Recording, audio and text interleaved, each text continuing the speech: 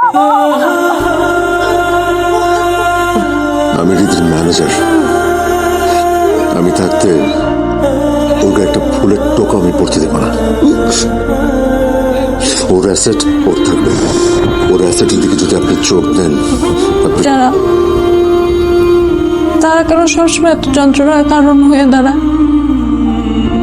আপন মানুষ হয়ে কিভাবে আপন মানুষকে ঠকায়?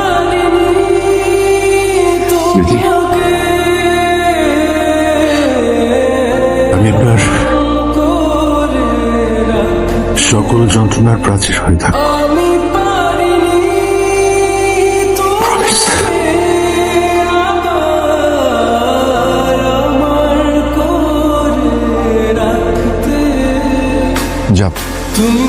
ওকে, নেক্সট ফ্রাইডে